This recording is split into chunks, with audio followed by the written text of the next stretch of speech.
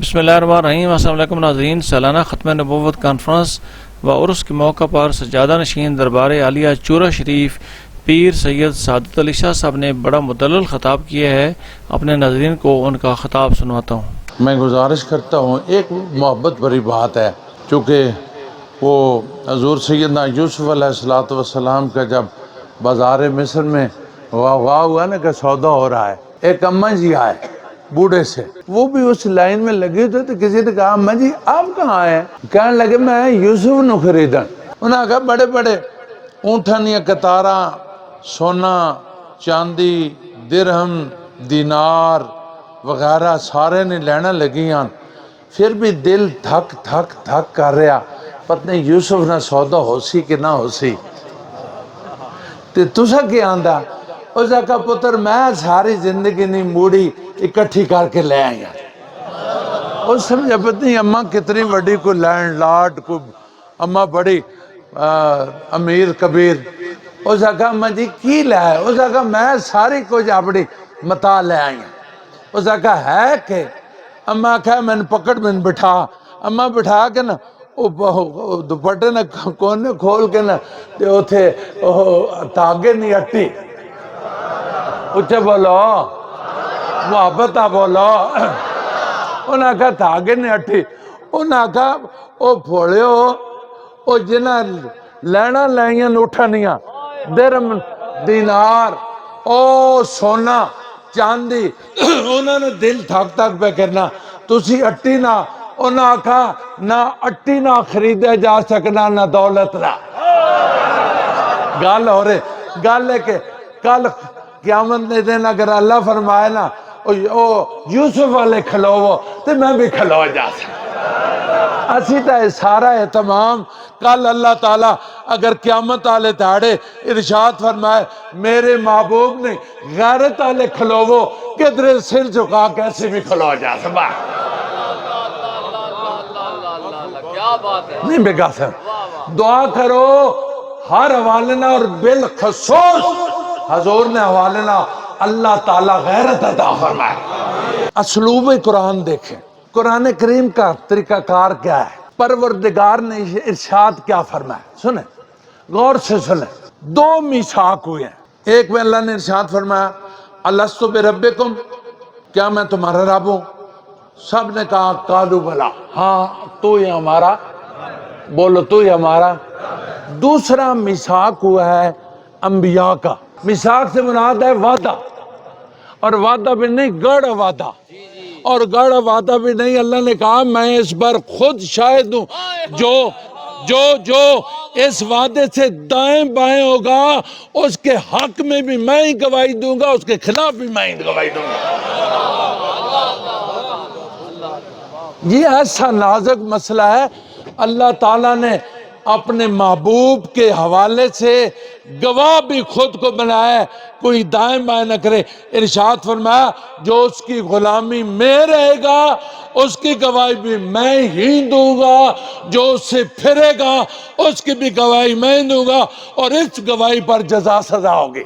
اللہ تعالیٰ نے ارشاد فرمایا یہ وعدہ جو ہے حضور سیدنا آدم علیہ السلام سے لے کر اللہ تعالیٰ بڑی حکمت نہ آئی نہیں، بڑے جاہو جلال نہ انہاں کوڑے نے آگے دیوار چاڑ دیتی، قذابہ نے آگے قد چاڑی دیوار کہ جیڑا آوے ٹکر کھا کے سیر پڑوا کے تو پیچھے تٹاوے، یہ دیوار پھلان کے میرے محبوب نے عزت نے حویلی نہ بڑھ سکے۔ خدا وعدہ ہے کہ اے آدم تم انسانیت کی خشت اول ہو، تم انسانیت کی پہلی اینٹ ہو، تمہارے بعد پوری انسانیت ہے۔ تجھے میں نے شرف بخشا ہے کہ تجھے میں نے اپنے ہاتھوں سے خلق فرمایا ہے۔ انبیاء سے عہد لیا نا، وعدہ گاڑا وعدہ لیا، اور پھر فرمایا بھی اس وعدے پر شاید بھی میں آپ ہی ہوں، گواہ بھی میں آپ ہوں۔ یہ اتنا نازک مسئلہ ہے کہ اللہ تعالیٰ نے کسی اور کو گواہی کا شرف نہیں عطا فرمایا، اس پر گواہی بھی اپنی رکھی ہے، کیونکہ معاملہ اپنے محبوب کا تھا۔ یہی نہیں، میں نے آپ کو تمام اسماء کا علمی عطا فرما دیا ہے۔ یہی نہیں، میں نے ابھی جن کے لیے میں نبوت دیتا ہوں انسانیت کی خیر خواہی کے لیے، وہ انسانیت ابھی میں نے بنائی نہیں ہے، پہلے ہی میں نے آپ کو وہ منصب عطا فرما دیا ہے۔ یہ ساری صفات ہونے کے باوجود یہ پہلی اینٹ بنانے والا بھی میں ہی ہوں، یہ اللہ فرما رہا ہے، یہ پہلی اینٹ بنانے والا بھی میں ہی ہوں، اسماء کا علم عطا فرمانے والا بھی میں ہی ہوں، اور تاج نبوت سجانے والا بھی میں ہی ہوں، اور وعدہ لینے والا بھی میں ہی ہوں، وعدہ لینے والا بھی۔ اب وعدہ کیا ہے؟ جب میرا محبوب اگر آپ کے ہی زمانے میں تشریف لے آئیں تو اس اسلوب قرآن سے، قرآن کریم سے پتہ چلتا ہے کہ اس میں گنجائش تھی، جب رسول اللہ چاہتے وہ آ سکتے تھے۔ ارشاد فرمایا بھی اگر آپ کے زمانے میں میرے محبوب آ جائیں تو کیا کرنا ہے؟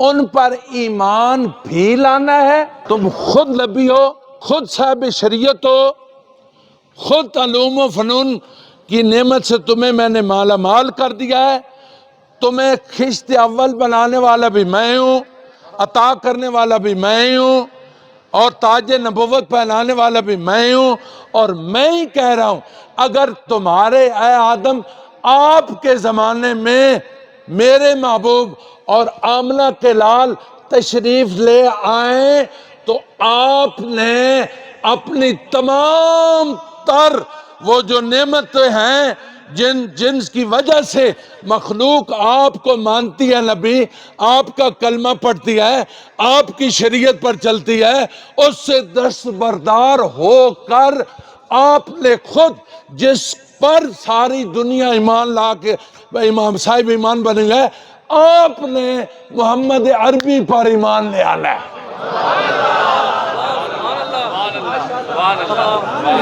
سرنڈر، ان کے سامنے سرنڈر کر جانا ہے۔ جب وہ آئیں یہ دیکھیں ختم نبوت کا تحفظ اللہ تعالیٰ خود کر رہا ہے۔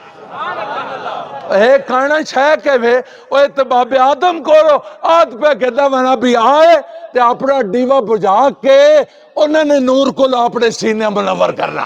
میرے کہنے کا مقصد یہ ہے، تمام انبیاء کو کہا اگر میرا محبوب آپ کے زمانے میں ہے ان پر ایمان بھی لانا ہے اور ان کے زیر کمان ان کی خدمت بھی کرنی ہے۔ تو جب نبوت کا دروازہ ہی ابھی یہ مزاج قدرت ہے نا کہ ابھی تو نبوت چل رہی ہے، یہ آگے آئے پھر آگے نبی آئے، کسی خاندان کے لیے آئے، کسی قبیلے کے لیے آئے، کسی جغرافیائی حدود و قیود کے لیے تشریف لائے، 1.25 لاکھ تک تو یہ تقریباً سلسلہ جاری رہنا، اور جہاں آ کر سلسلہ ہی بند ہو گیا، جو سلسلے میں تھے ان سے عہد دیا جا رہا ہے کہ جب میرا محبوب آئے پھر اپنے دیے گل کر کے اس کے نور سے جہان کو دیکھنا ہے۔ عرض کی صحابہ کرام نے یا رسول اللہ یہ جو آیت پاک ہے ما کان محمد ابا احد من رجال ولکن رسول اللہ وخاتم النبیین، اس کے معنی کیا ہے؟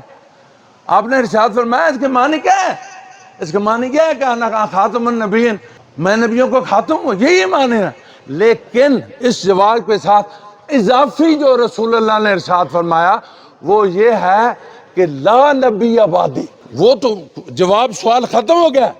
صحابہ کرام پوچھا کہ اس کے معنی کیا ہے؟ انہوں نے کہا صاحب بسال شریف تشریف لائے، میں خوش آمدید کہتا ہوں، انہوں نے کہا کہ اس کے معنی کیا ہے؟ انہوں نے کہا معنی، حضور نے فرمایا معنی تو سیدھے سے ہے کہ میں ہی خاتم النبیین، یہی اللہ نے اعلان فرمایا۔ یہ سوال کا جواب تو تشفی ہو گئی۔ اضافی حضور نے فرمایا لا نبی بعدی، اس آگے چونکہ یہ شارع نبوت بند ہو چکی ہے، یہ وہ بورڈ رسول اللہ نے خود آویزاں کیا ہے، یہ کانٹے والا کہ اس حد کو جو عبور کرے گا وہ تباہ و برباد ہو جائے گا۔ میں نے تو اعلان کر دیا ہے، ٹکر جس نے لینی ہے لے کر دیکھ لے، ٹکر جس نے لینی ہے وہ لے کر دیکھ لے۔ میرا پروردگار کا مزاج، یہ مزاج قدرت جو ہے وہ نبیوں جو حقیقی نبی تھے ان کو بھی آپ لے لیا کہ خبردار اگر آمنہ کا لال تشریف لے آئے ان پر ایمان بھی لانا ہے، ان کی خدمت بھی کر لیا۔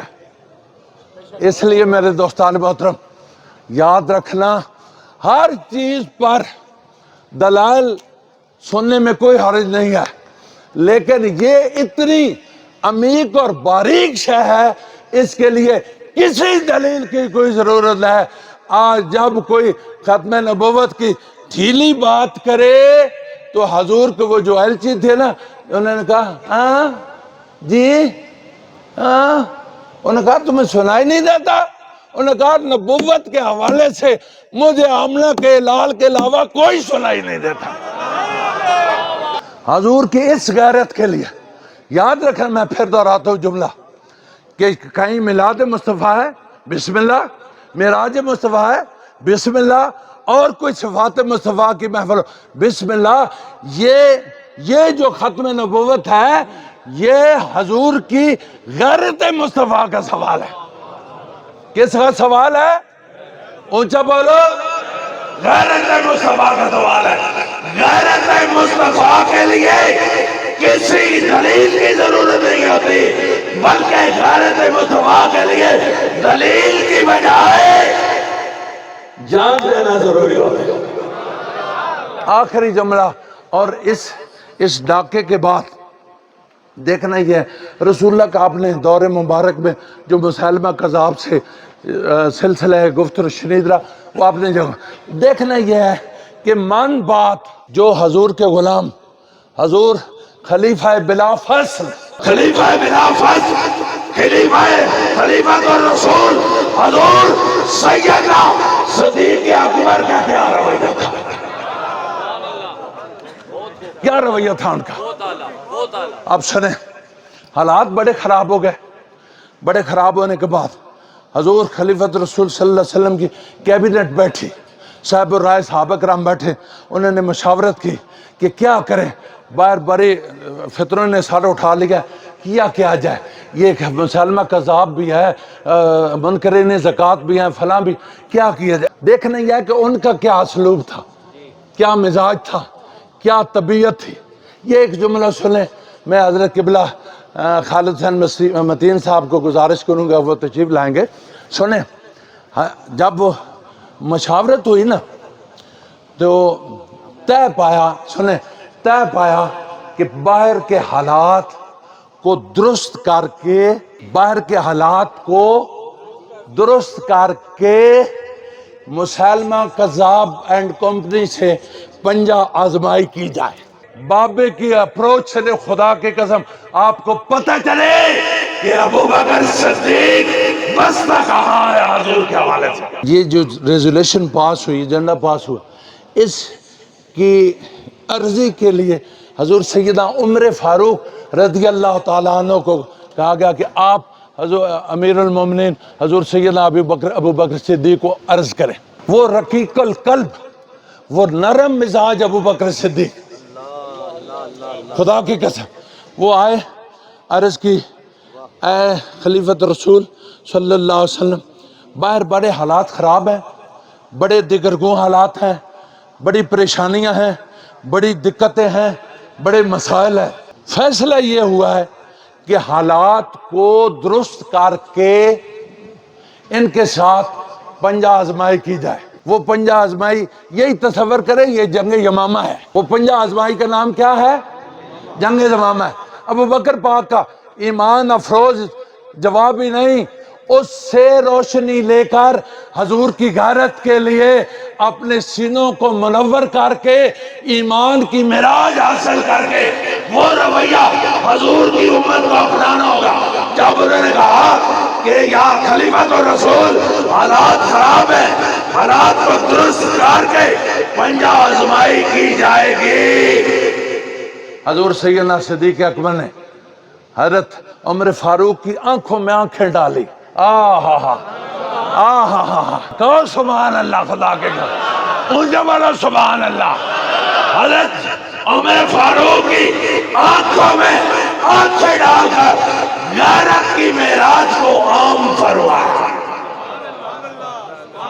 غیرت کی معراج کو عام فرمایا، اور یہ نعمت قیامت کی صبح تک حضور کی امت کو عطا فرما دے۔ اب ابو بکر صدیق نے جواب کیا دیا؟ اب حضرت عمر فاروق کی آنکھوں میں آنکھیں ڈال کر نا ایک جملہ ارشاد، آپ نے ارشاد فرمایا، عمر او تو بھی مجھے یہ مشورہ دے رہا ہے کہ میرے نبی کی امت، میرے نبی کی عزت زار زار ہو رہی ہے اور میں حالات دیکھ رہا ہوں، نہیں ہو سکتا ایسے کہ حالات درست کر کے، بلکہ میں پنجہ آزمائی کر کے حالات درست کروں۔ یہ رسول اللہ کے غیرت کی حفاظت کا راستہ ہے، یہ حضرت سیدنا ابو بکر صدیق کا وضع کردہ راستہ ہے، یہ غیرت کا راستہ نہیں، یہ غیرت کی معراج ہے۔ یہ تو میرے دوستان محترم، حضور کی عزت کا جہاں سوال آئے وہاں دلائل کی ضرورت نہیں ہوتی۔ خدا کی قسم، کائنات کی ہر چیز ہیچ ہے، رسول اللہ کی عزت جو ہے وہ سب پر فائق ہے۔